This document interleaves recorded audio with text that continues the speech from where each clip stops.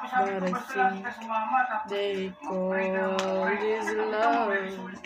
Oh, imagine we fell in love on up under moonlit skies with you.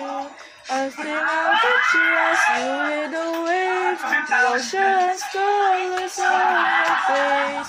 I leave my heart with your air, so let me fly with you. Will you be forever with me?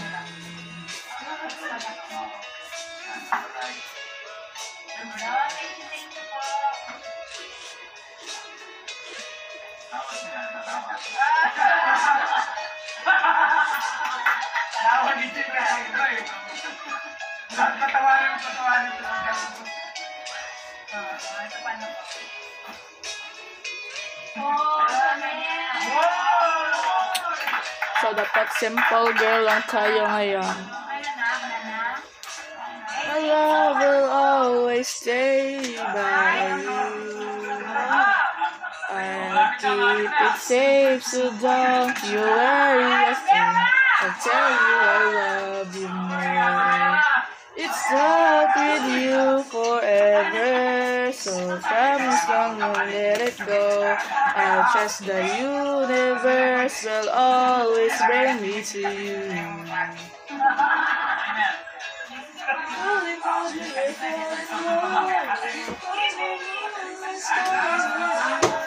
I think I'll picture us, you in the waves, the ocean's colors on your face. I leave my heart with your air, so let me fly with you. Do you remember happy together? I do, don't you? And I have a dream, wistfully lean on my window, and watch the sunset on the lake. But I'm not the real, but it's okay, 'cause that's just the way life goes. I push my luck, it shows. Thankful you don't send someone to kill me.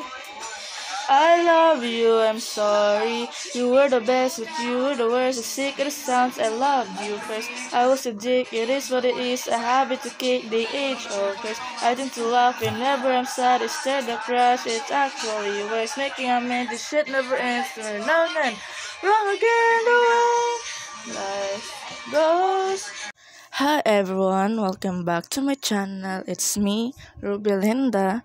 Today is a very special and emotional day because it's our baccalaureate mass, a beautiful celebration marking the end of our senior high school journey. Join me as we reflect, give thanks, and cherish every moment with our classmates, teachers, and families. Let's go!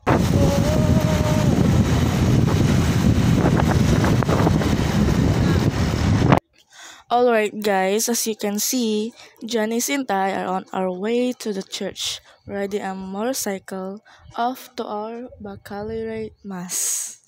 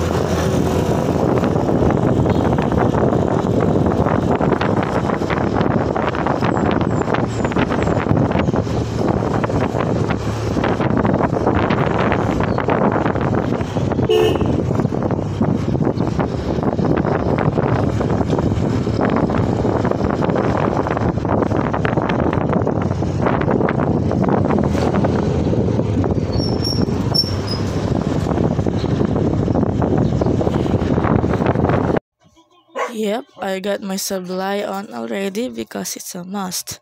It's what shows that we're real graduates now. Before everything begins, I'd like to share a poem. Just something from the heart to express what I've been feeling. Presence. Before the sacred mass began to unfold, I kept looking back, hoping to behold.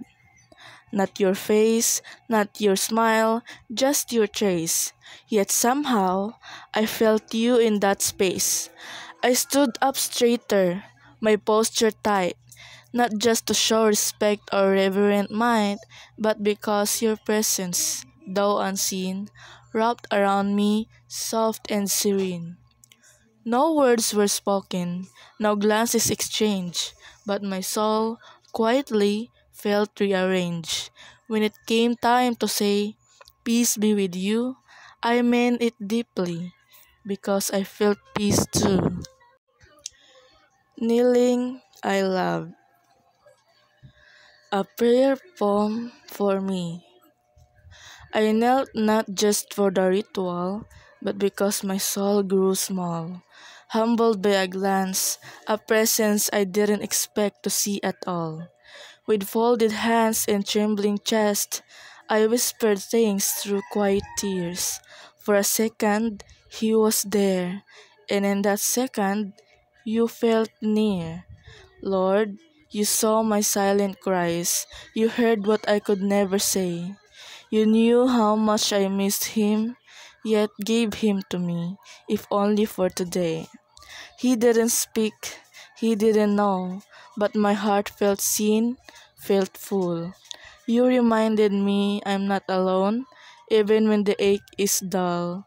So thank you, God, for tiny graces, for hidden tears in sacred places. In love, I break. In love, I mend. I'll hold this moment until the end.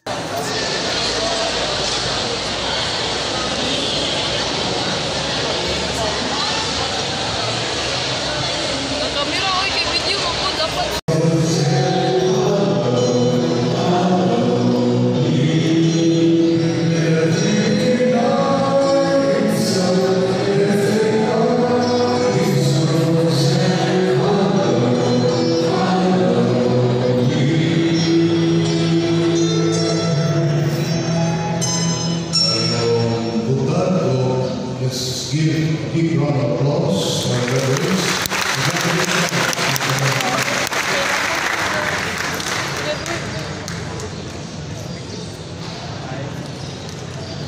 So the mass just ended, guys. I didn't record anything during the ceremony because it wasn't allowed. But I did take some clips right after it finished. Welcome to our vlog. It's a vlog.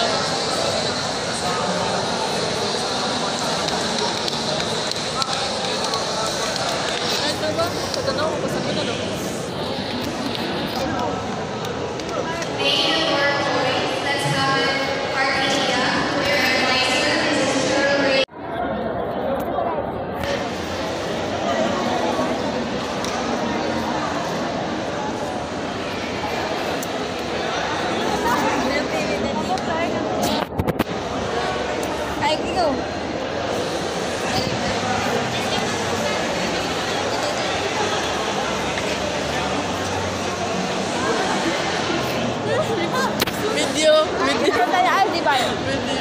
Hey guys, go Hunter.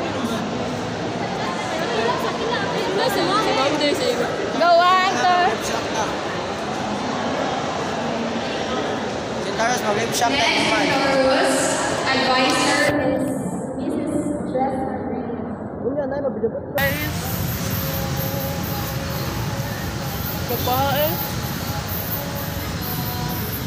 So we're already here at SM, guys. Just doing a bit of window shopping and of course treating ourselves to some ice cream because we totally deserve it. So here we are, guys. Janice and I are heading home now because I still have to go somewhere with my mom. Feels like today's vlog turned into a day in my life kind of thing, right? Narita sa surkat. Shortcut lang ka gusto. Ha? Saan ni Nay? Shortcut ba yung gusto? Oh, dali ra dayon dito. Dali yun. At kung na surkat kaysa magaling ka sa merkado. Baka helmet. Okay man. Okay ra bisag may helmet.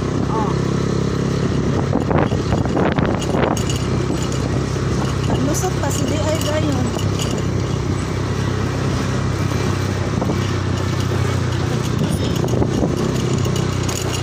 Balik ka sa akin.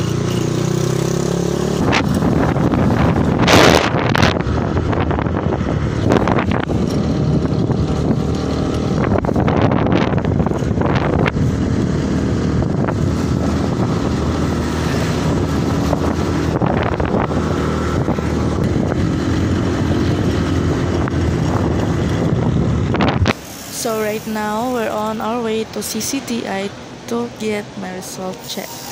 But unfortunately, the doctor's already gone. Oh, hi, ang buhay-buhay. Since the doctor wasn't there, we just came here to Grandma Liloan to buy pants for my dad. He'll need them for my graduation tomorrow. We're also grabbing some groceries while we're at it. And that's it for today's vlog, guys. It's been a long but meaningful day, from the baccalaureate mass to all the little adventures after. Thank you so much for watching and being part of this special moment in my life. Don't forget to like, comment, and subscribe if you haven't yet. See you in my next vlog, and as always, stay safe and stay inspired. Bye. Estamos rompiendo la discoteca. Dahan-dahan palapit yung katawan sa tagin nito matampi na parang tubig na banal. Ano pa bang hinihintay mo? Ikaw lamang ang hinihintay ko. It takes a little while to figure me out. You got the power.